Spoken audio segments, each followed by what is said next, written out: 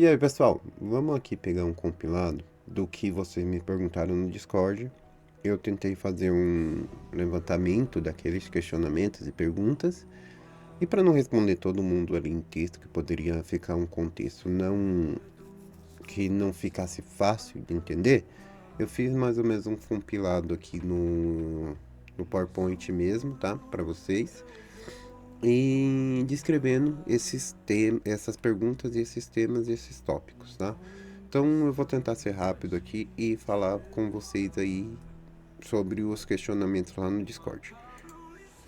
Vamos aqui para minha tela, que eu separei mais ou menos esse compilado aqui e vou tentar passar de forma rápida aqui. Claro que depois vocês podem baixar esse PDF, eu vou deixar disponível para vocês, caso vocês tenham curiosidade ou queiram abordar cada tópico específico e fazer suas próprias pesquisas aí no YouTube, Google, ou utilizar até mesmo as inteligências artificiais para ter mais informação sobre o assunto. Primeira pergunta, o que é o ConfUI? O ConfUI nada mais é na descrição deles, tá? Isso aqui não é palavra minha, isso aqui é palavras dele. O significado do ConfUI é Comfortable User Interface. É uma interface de usuário confortável, tá? Ponto. Essa é a descrição deles referente à própria plataforma. O que é o ConfUI? ConfUI é nada mais que um software ou uma interface open source, uma interface gratuita de código aberto, tá? Que você pode ver aí tanto no GitHub ou até mesmo entrar no próprio site deles e baixar por lá, instalar no seu computador como um software mesmo, ou baixar a versão por tablet e executar de forma local, tá?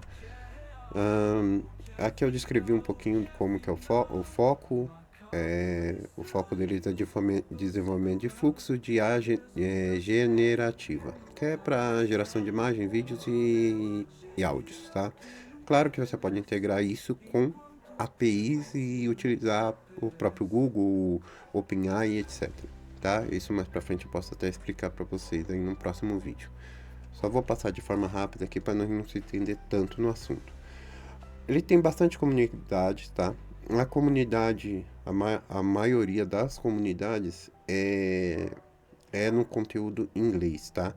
Mas hoje nós temos aqui várias comunidades que estão pegando esses próprios conteúdos, esses próprios fluxos e etc. e convertendo para um padrão brasileiro, português, tá? Então, nós temos também diversas comunidades em português. Então, é grande as comunidades e fóruns. Um IA vertical e uma horizontal, eu vou descrever de forma rápida para vocês, mas nesse contexto vai estar de uma forma mais abrangente, vocês podem ver aí o contexto geral. Eu vou dar um exemplo aqui só para vocês entenderem, tá? Um IA vertical, ela foca num nicho ou num problema específico. A horizontal é o padrão que vocês têm hoje de mercado, que é o ChatGPT, Gemini, etc. Que ele é uma IA, que ele tem um domínio próprio, que qualquer pessoa pode acessar ele e utilizar. Vamos supor, qualquer empresa X consegue entrar no site da OpenAI e utilizar o ChatGPT para fazer um questionamento, um roteiro, ou até mesmo gerar alguma coisa, criar um logo, um produto, não que aquele logo vai ser aquilo que ele quer, mas pode ser uma base para ele fazer o seu próprio logo. Então, a vertical você tem o pleno domínio daquilo que você está fazendo. A horizontal é um contexto que é uma IA que trabalha de uma forma mais ampla em vários aspectos, mas te dá uma coisa mais de forma genérica. Claro que você pode ficar perguntando ou descrevendo para ela e ela vai melhorando aquele contexto.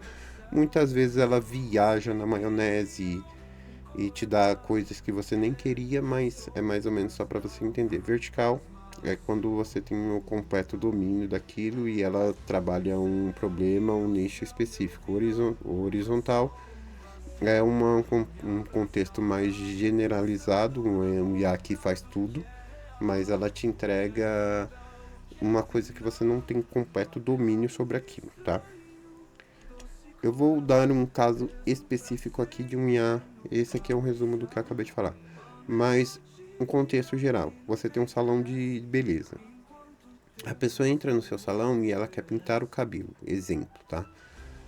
Você tem o ConfUI rodando por trás de um software e você tem um front-end que a pessoa seleciona ali a cor da tintura, do produto em si. Ela clica na própria foto que você tirou dela ali naquele momento. Tem um paint que faz uma máscara em torno do cabelo dela. E quando ela clica na cor do produto, o cabelo dela muda de cor. Então, você trabalhou um problema específico, um nicho específico, e ela está fora de um domínio. Então, ela está rodando local ali numa máquina, um servidor, etc. Então, isso é o controle que você tem, que você está trabalhando um problema específico. O cabelo em si, sem alterar a imagem, sem alterar nada, só alterando a cor do cabelo. Para o nicho específico, seria cosméticos, salão de cabelo, etc. Então, você já tem um produto que está rodando ali com ConfUI por trás, com IA generativa. Então, é mais ou menos isso para vocês entenderem. E aí você tem o horizontal, que eu citei do chat GPT, que aqui tem a mesma explicação que eu dei anteriormente para vocês, tá? Mas vocês podem ler esse conteúdo e até mesmo pesquisar sobre o tema, se vocês assim sentirem vontade, tá? A vantagem do ConfUI, que foi o que vocês me perguntou, que é a interface visual, é fácil você montar os fluxos e os workflows ali. A performance, você consegue criar várias coisas, ou até mesmo que nem eu falei, do software para o salão de cabeleireiro. A performance, que por ela trabalhar com IA específica para as coisas específicas, ela requer um processamento, mas não é um processamento tão abrangente como o IA, que trabalha em várias coisas ao mesmo tempo. Então, ela está trabalhando em uma coisa específica, ela utiliza menos processamento. Claro que você consegue rodar num computador básico, você consegue rodar num computador bem potente, e fora que se aquele fluxo ainda você não estiver conseguindo gerar, você consegue utilizar clouds, que são máquinas em nuvem como HomePod e etc.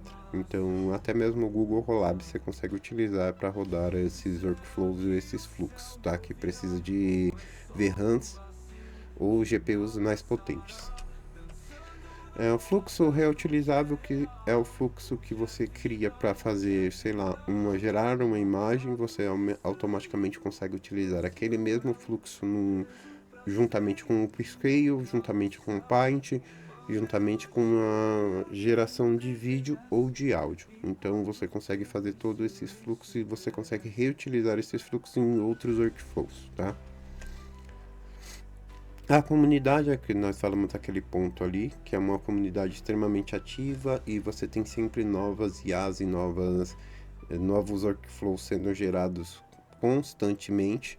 A maioria é num contexto mais em inglês, mas, como eu falei, hoje nós temos várias pessoas pegando esses workflows ou esses fluxos ou até mesmo esses fóruns e convertendo para um padrão brasileiro, um português, entendeu? Então é mais ou menos esse contexto.